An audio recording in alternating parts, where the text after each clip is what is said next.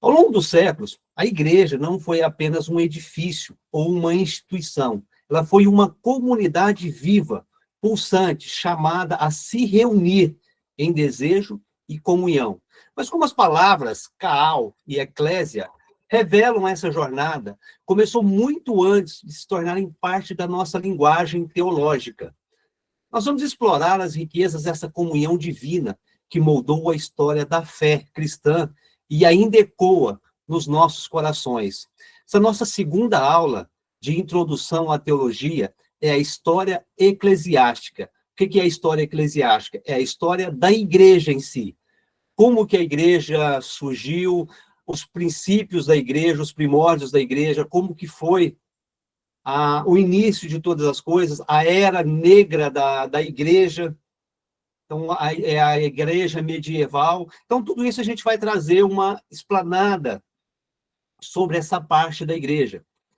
No Velho Testamento, encontramos duas palavras principais que se referem à igreja, que é kaal, que vem de uma raiz que significa chamar, e edar, que vem de yadar, como sentido de indicar, ou reunir-se em um lugar específico.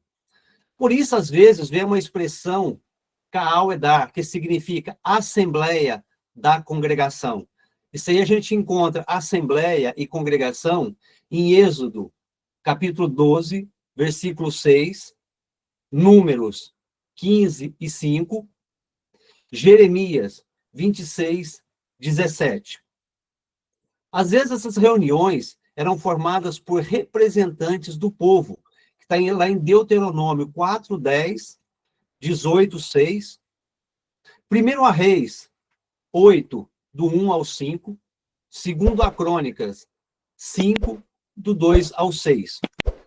Na tradução grega do Antigo Testamento, conhecida como Septuaginta, a Septuaginta é uma das primeiras traduções do Antigo Testamento da Bíblia hebraica, realizada do hebraico para o grego, no século III e o século I antes de Cristo. Então, quando alguém falar Septuaginta, são as primeiras traduções da igreja, da Bíblia, as primeiras traduções que aconteceu do século III até o século I antes de Cristo.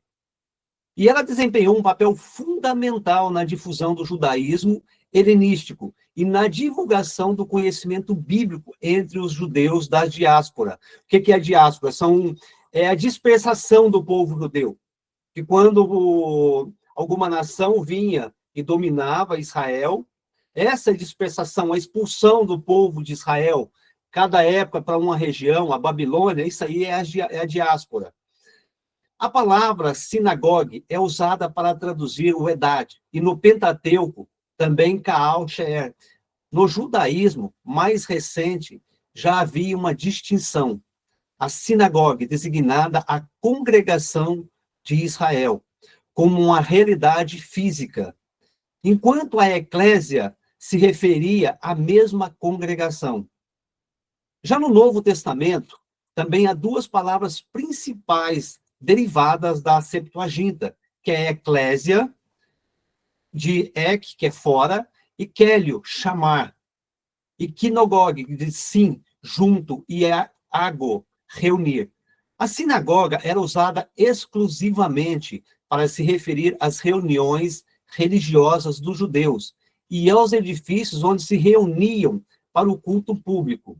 Isso aí a gente vai encontrar em Mateus 4, 23, Atos 13, 43, Apocalipse 2, 9 e 3, 9. Por outro lado, eclésia se refere geralmente à igreja do Novo Testamento, embora em alguns casos signifique assembleias civis. A gente vai encontrar isso em Atos 19, 32, 39 e 41. Jesus foi o primeiro a usar essa palavra, referindo-se ao grupo que se reunia ao redor, confirmando-o como Senhor e aceitando os princípios do reino de Deus. Em Mateus 16, 18, a gente vai ver essa passagem. Com o tempo, à medida que a igreja crescia, a palavra adquiriu novos significados. As igrejas foram estabelecidas em várias partes e cada uma delas era chamada de eclésia, pois eram manifestação da Igreja Universal de Cristo. Com a frequência, eclésia designa um grupo de crentes em uma localidade específica, ou seja, uma igreja local, independentemente de estarem reunidos para culto. Algumas passagens indicam que estavam reunidos. Essa passagem é em Atos 5:11, 11:26, 1 Coríntios 1:18, 14, 19, 28 a 35. Enquanto as outras, não.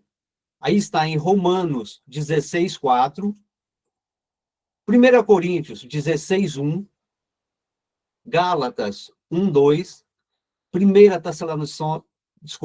Tessalonicenses 2:14.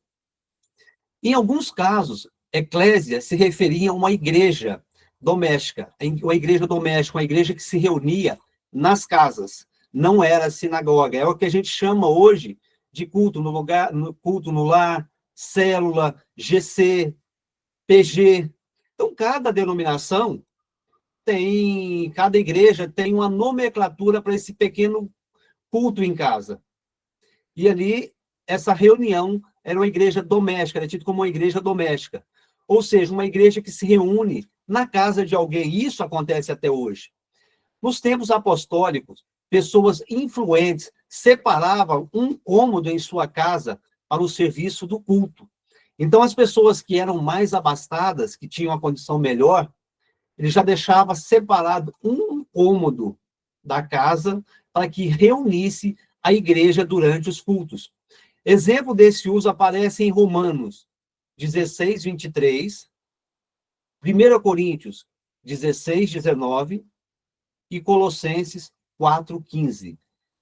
Finalmente, no sentido mais amplo, eclésia se refere a todo o corpo de fidelidade, tanto no céu quanto na terra, que se unem ou se unirão a Cristo como Salvador.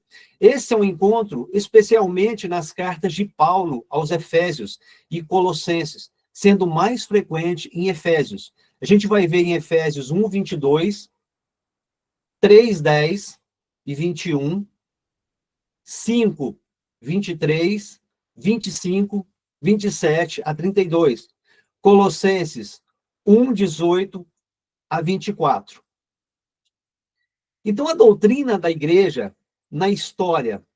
A doutrina da igreja antes da reforma, no período patrístico, quer dizer, nos patriarcas da igreja, que eram os apóstolos, ali os primeiros líderes da igreja, pelo chamado pais apostólicos e apologetas, a igreja era geralmente vista como uma comunhão, comunus soctro, quer dizer, comunhão dos santos. O povo escolhido por Deus. Não havia inicialmente a necessidade de fazer distinções planejadas, porém, a partir da segunda metade do segundo século, surgiram heresias que se tornaram necessárias para definir características que distinguisse a verdadeira igreja, aquela igreja que estava seguindo melhor o mandamento de Jesus. Isso fez com que a atenção se voltasse para a manifestação externa da igreja. Ela passou a ser vista como uma instituição governada por bispos, considerados sucessores diretos dos apóstolos e de Cristo, e guardiões da verdadeira tradição. Houve uma forte ênfase na catolicidade da igreja, ou seja, as igrejas locais eram vistas como parte da única igreja universal. O aumento da corrupção e do mundanismo nas igrejas gerou reações em movimentos como o montanismo. O montanismo foi um movimento cristão fundado por Montano, gente, 156, do ano 156 até o ano 157 da era cristã, e indo até 172 do primeiro século, que se especifica e difunde em comunidade na Ásia Menor. Então, esse movimento aconteceu na Ásia Menor, Roma e no norte da África. Por ter se originado na região da Frígia, Eusébia de Cesareia relata em uma história eclesiástica que era chamado de heresia na época, nos meados do segundo século, ou novacionismo, ou novacianismo. Foi um movimento durante o cristianismo primitivo, formado pelos seguidores de Novaciano, que se recusava a readmitir em comunhão os cristãos batizados, que tinham renegado a sua fé e realizado sacrifícios aos deuses. Durante a perseguição de Décio, em 250, eles foram declarados como heréticos, no meado do terceiro século. E o donatismo, cujo nome vem de Donato, da casa de Nigra, bispo de Numídia, e posteriormente de Cartago, foi um culto religioso cristão, considerado herético e sistemático pelo catolicismo. Seguiu nas províncias do norte da África e na antiguidade da Tárdia. Iniciou-se no início do século IV e foi extinto no final do século VII. Os autores mais influentes, os donatistas, em termos de doutrina religiosa, foram São Cipriano e Tertuliano, no início do século IV, que viam a santidade dos membros como a marca da verdadeira igreja.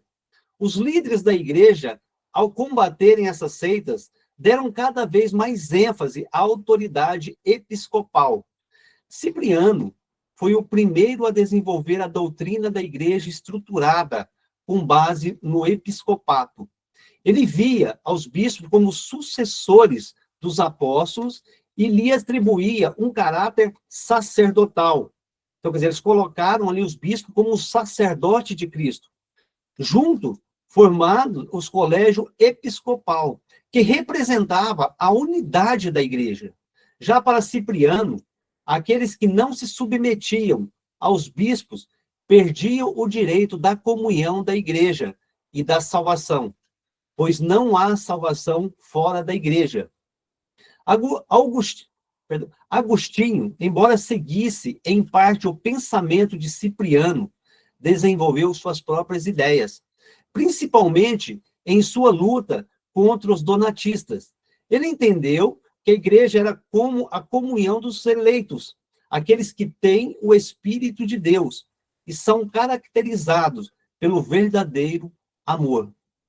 O mais importante, segundo ele, era um movimento vivo da igreja, e não apenas fazer parte dela de forma externa. No entanto, ele também via a Igreja Católica como sua sucessão apostólica e aos sacramentos como a verdadeira igreja. Embora a igreja fosse um corpo misto, com membros bons e maus, Agostinho reconhecia que havia uma diferença do modo como esses dois grupos pertenciam à igreja. Ele preparou o caminho para a identificação da Igreja Católica Romana como o reino de Deus. Então, já aqui já começou a Igreja Romana a reinar, já ali no início da Igreja. Durante a Idade Média, os teólogos escolásticos adicionaram um pouco ao que já havia sido desenvolvido por Cipriano e Agostinho.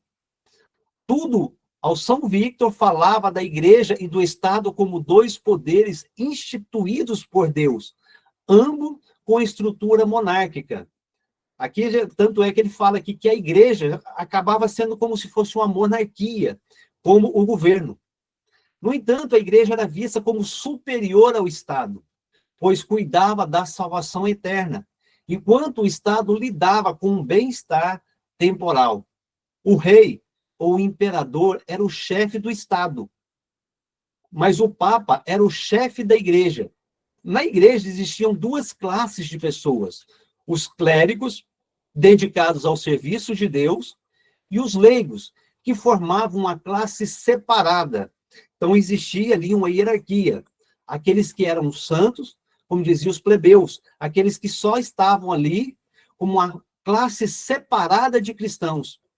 Ao longo do tempo, a doutrina do papado foi desenvolvendo e o Papa se tornou um monarca absoluto. Isso foi impulsionado pela ideia de que a Igreja Católica era o reino de Deus na Terra e o Bispado Romano um reino terreno. Essa identificação da Igreja visível como o reino de Deus teve duas grandes consequências. Tudo devia estar sobre o poder da Igreja, a família, a escola, as ciências, as artes, o comércio, a indústria e assim por diante. Todas as vitórias da salvação chegavam aos homens unicamente por meio das ordenanças da igreja. Então, aqui já começou a deturpar que a salvação não era mais pela fé, não era por Cristo, e sim através da igreja, especialmente através dos sacramentos. Durante o período da Reforma, os reformadores romperam com a visão católica romana, da Igreja Romana, mas também apresentaram diferenças entre si em alguns pontos.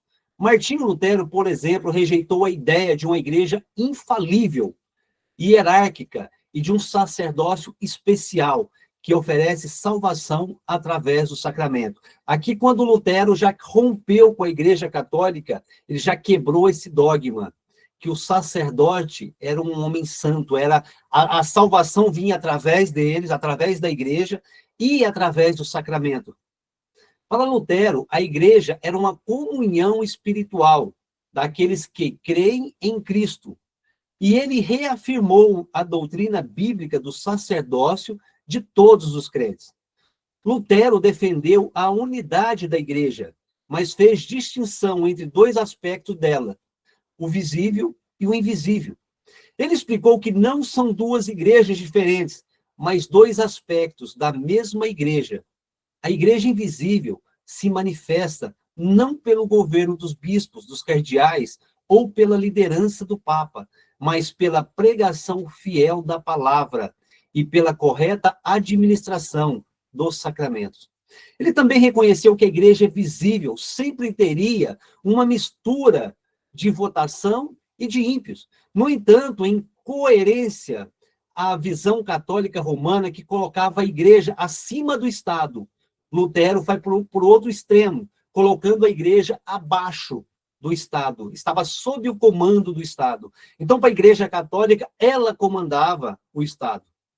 E na visão luterana, o Estado governava a Igreja, exceto na pregação da palavra. Os anabatistas foi um movimento religioso que surgiu com as reformas protestantes do século XII, que rejeitaram o batismo infantil e defenderam o batismo voluntário de adultos. Eles se opuseram ao poder da Igreja Católica e de outras correntes protestantes e foram perseguidos e martirizados por ambos. Os anabatistas inspiraram o desenvolvimento de vários grupos cristãos atuais. Por outro lado, não ficaram satisfeitos com a posição de Lutero. Vocês viram que Lutero quebrou uma aliança com a Igreja Católica, que ele não concordou com algumas visões. Aí vieram outras pessoas posterior a Lutero e foi também quebrando com Lutero, por quê? Porque não aceitavam aquelas visões e foi fazendo hoje a grande gama de ministérios, de visões, de doutrinas, tudo começou ali em Lutero. Eles defenderam uma igreja formada apenas por crentes e, em muitos casos, ridicularizavam a igreja visível e seus meios de graça. Além disso, os anabatistas prometem a separação completa entre a igreja e o Estado. João Calvino e os teólogos reformados concordaram com Lutero ao afirmar que a igreja era essencialmente uma comunhão dos santos. No entanto, ao contrário dos luteranos, eles não viam a unidade e santidade da igreja, principalmente nas ordenanças objetivas, como os ofícios, a palavra e o sacramento, mas na comunhão dos crentes. Além disso, Calvino e os teólogos reformados localizaram-se como marcas da verdadeira igreja não apenas na pregação correta da palavra e na administração dos sacramentos, mas também na disciplina eclesiástica. Embora Calvino e os teólogos reformados do século XVII, em certa medida, aceitassem a ideia de uma igreja sujeita ao Estado, eles desenvolveram uma forma de governo eclesiástico que dava à igreja mais independência e poder do conhecido na igreja luterana.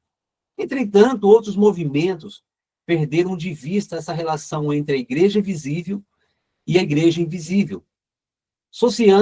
Socianismos e armenianos do século XVII, embora mencionassem uma igreja invisível, focavam na vida prática.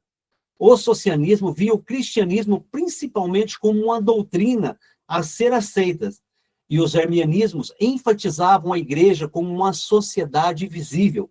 Eles seguiam o exemplo de Lutero, dando ao Estado o direito de aplicar a disciplina, mantendo para a igreja apenas o direito de pregar o evangelho e exortar os seus membros. Por outro lado, abatistas sabia que as suas origens e a história dos anabatistas originaram-se da reforma protestante do século XVI, fundada em uma crença de batismo diferente da Igreja Católica. O movimento anabatista originou-se na reforma protestante do século XVI, fundada de uma crença de um batismo diferente, que já foi falado. O movimento anabatista nasceu diretamente no desenvolvimento de vários grupos cristãos, localizados hoje em todo o mundo.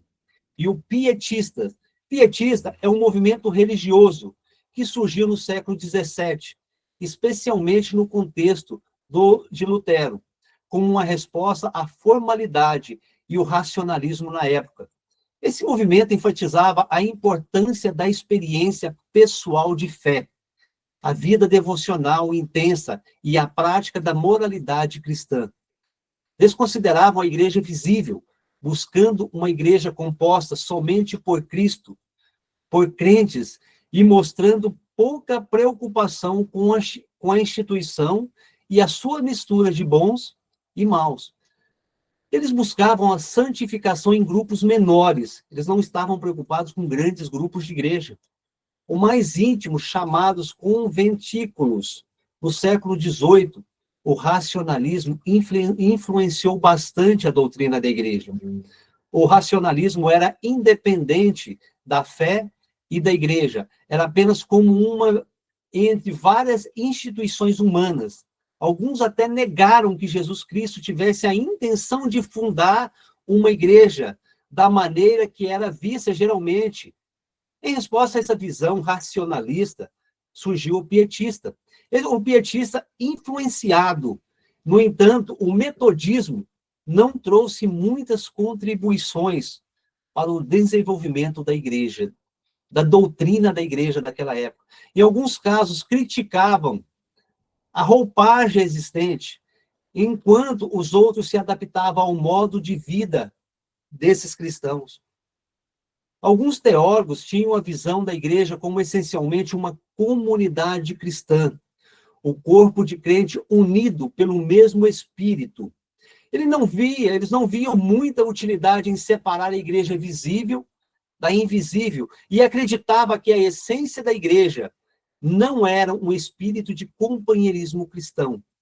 Para eles, quanto mais o Espírito de Deus penetrasse no coração de todos os cristãos, menos divisão teria. E essas divisões perderiam a sua importância.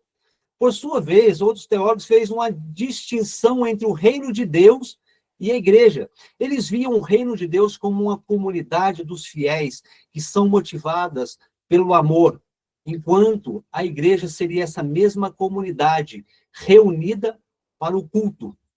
Assim, eles viam a igreja apenas como uma organização externa, com um propósito de facilitar o encontro e a interação dos crentes entre si. No entanto, essa visão se travou no ensino no Novo Testamento e levou à visão literal moderna da igreja, como a gente vê hoje, como apenas um centro social, uma instituição puramente humana, e não a plantação ou obra de Deus. Agora a gente vai ver um pouco sobre o governo da igreja, de como começou o governo da igreja, como os líderes da igreja iniciaram. Podemos distinguir diferentes tipos de igreja, de líderes dentro da igreja. De modo geral, eles podem ser divididos em duas categorias: os líderes extraordinários e os líderes ordinários. Líderes extraordinários são aqueles que exercem funções especiais em momentos específicos da história da igreja. Os apóstolos. Os apóstolos foram escolhidos diretamente por Jesus, como os 12 discípulos e Paulo. Além deles, alguns colaboradores apostólicos também foram chamados de apóstolos. A gente vê isso em Atos 14, do 4 ao 14, 1 Coríntios 9, 5 e 6. Eles tiveram a missão de lançar os alicerces da igreja e foram testemunhos da vida e da ressurreição de Cristo. A gente encontra isso em João 15, 27 e 1 Coríntios 9, 1. Receberam inspiração direta do Espírito Santo e realizaram milagres para confirmar a sua mensagem. Está em 2 Coríntios 12, 12, Hebreus 12, 2, 4. Em seguida, a gente vê os profetas. Os profetas do Novo Testamento foram instrumentos de Deus para comunicação, para comunicar revelações e orientar a igreja. Em Atos 11, 28, 1 Coríntios 12, 10 e Efésios 4, 11. Eles desempenharam um papel importante, muitas vezes prevendo eventos futuros ou proclamando mensagens divinas. Os evangelistas, como Filipe, Marcos, Timóteo e Tito, também exerceram um papel crucial no início da nossa igreja. Eles pregavam, batizavam, ordenavam presbíteros e aplicavam a disciplina na igreja. A gente vê isso em Tito 1:5, 1 Timóteo 5:22, Tito 3:10. Agora a gente vai falar dos líderes ordinários. São aqueles que servem de forma contínua e regular na igreja. Nós vemos hoje os presbíteros, que algumas igrejas chamadas de anciões, outras de pastores, outras de bispos, outras até mesmo de presbítero. Como a gente está em grupos aqui, essa denominação, essa nomenclatura, cada denominação adere a uma. Algumas igrejas, presbíteros e pastores são um só. Outras igrejas, presbítero é um cargo, pastores é outro. Não tem o cargo de ancião. Então, isso aqui hoje está muito adaptável. Os presbíteros, pastores ou os bispos são líderes importantes na igreja, responsável por supervisionar a comunidade. No Novo Testamento, os anciões, supervisores, são usados de forma intercambial. O que é isso? Para ligar uma igreja em a outra. A gente vê em Atos 20, 17 a 28, Tito, de 1, 5 a 7. Eles têm a função de guiar e zelar pelo bem espiritual dos membros da igreja. Nós veremos os mestres. Os mestres são encarregados do ensino na igreja. Paulo afirmou que Cristo deu à igreja pastores, mestres, estabelecendo que o ensino é uma parte essencial no trabalho pastoral. A gente vê isso em Efésios 4, 11, 1 Timóteo 5, 17, 2 Timóteo 2, 2. Eles transmitem a doutrina cristã e cuidam da edificação espiritual dos crentes. Os diáconos são mencionados no Novo Testamento como aqueles que servem em áreas práticas, que servem à mesa da igreja, que vão servir as viúvas, os órfãos, que vão servir o andamento do culto e da igreja, como a distribuição de recursos e o cuidado das necessidades materiais da comunidade. Está em Atos 6, do 1 ao 6, 1 Timóteo 3, do 8 ao 10. Eles apoiam a igreja em seu serviço, ajudando nas atividades que promovem a unidade e o bem-estar dos membros. Hoje, o diaconato está algo, em muitas igrejas, está algo muito banal.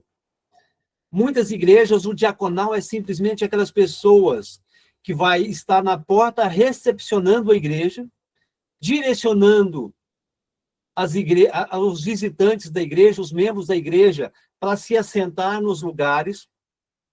O diaconato hoje está muito limitado, falando em algumas igrejas, não vamos generalizar. Está muito limitado ao trabalho interno de um culto. Somente ali na recepção, na comunicação, no servir o pastor, levar uma água, atender o pastor ali em cima do altar. Muitas igrejas hoje, um diácono nem ministrar uma palavra ministra. Outras igrejas, já o diácono já é praticamente um pastor, já é um assessor do pastor, ministra culto, dá pré-batismo, batiza. Então, isso aí é diversificado. O trabalho diaconal hoje é muito diversificado, de igreja para igrejas. E tem igrejas que é o certo, é o diácono não servir somente dentro da igreja, é ser igreja fora da igreja. É atender famílias necessitadas, é estar orando por pessoas enfermas fora da igreja, é estar levando socorro para quem está fora da igreja, é fazendo uma visitas em presídios, em hospitais. O diaconato, na essência, é isso. Tem algumas igrejas que exercem esse diaconato, mas tem muitas igrejas que limitam o diácono ao somente servir o andamento do culto e nada mais. O poder da igreja em si. Jesus Cristo não apenas fundou a igreja, mas também a capacitou com autoridade. Ele descreveu a igreja como um firmamento estabelecido de modo que as portas do inferno não prevaleceriam, não prevalecerão e nunca vai prevalecer contra a igreja. Na mesma ocasião, Jesus prometeu dotar a igreja com poder, dando a Pedro as chaves do reino dos céus. Isso significa que o que for decidido pela igreja na terra será decidido nos céus. Cristo deu autoridade para a igreja em todos os tempos, e essa autoridade está claramente descrita em várias passagens do Novo Testamento. Em Atos 15, 23 a 29, 1 Coríntios 5, 7 a 13, Efésios 4, 11 a 16. Então, a autoridade que Deus deu à igreja, ele não retira da igreja. Algo que Deus nos entregou, ele não vai tomar de nós. A gente nunca vai perder algo que Deus nos deu. É igual, vamos colocar aqui o dom de línguas. Meu irmão, quem recebe o dom de língua não perde. Mesmo que a pessoa desvie. A pessoa pode estar lá no meio como diz, da imundície, que ele ainda é capaz de orar em línguas, porque é um dom que Deus deu. A natureza do poder da igreja, o poder espiritual. O poder da igreja é, antes de tudo, espiritual. Ela é dada pelo Espírito de Deus e só pode ser exercida em nome de Cristo e pelo poder do Espírito. A gente vê isso em João 20, 22 a 23, 1 Coríntios 5, 4. Esse poder é exclusivo para os crentes, para os cristãos, e é exercido de maneira moral e espiritual. A gente vê em 2 Coríntios 10, 4. O poder ministerial.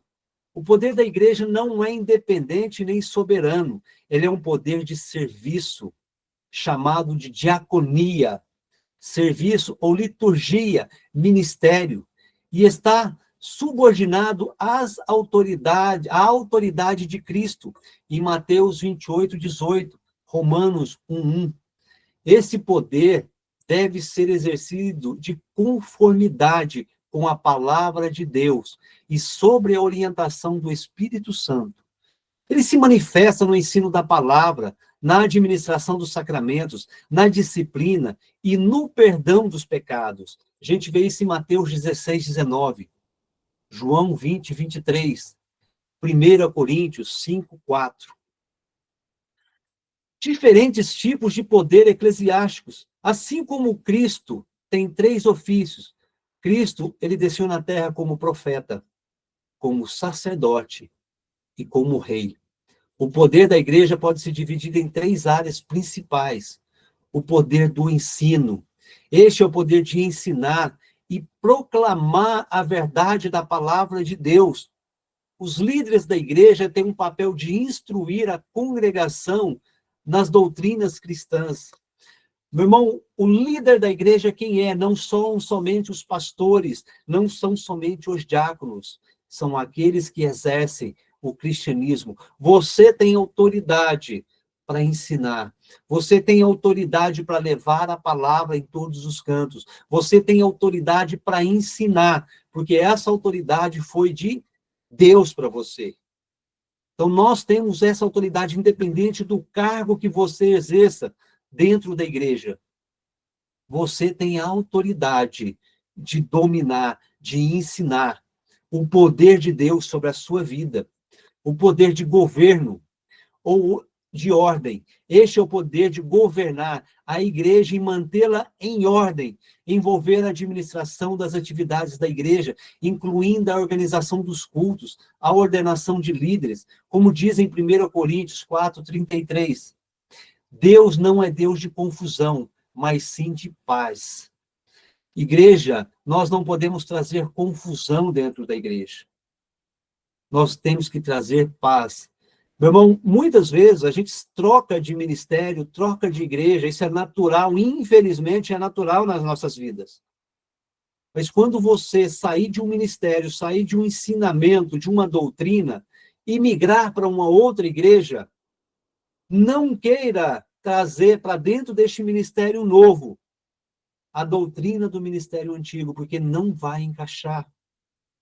Não encaixa. Você vai estar trazendo conflito. Você vai estar trazendo contenda. E aonde existe contenda, não existe a paz de Cristo. Então, nós temos que aprender isso.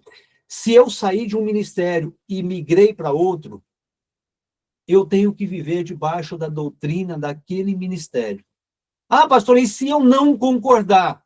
Se você não concordar, não fique naquele ministério.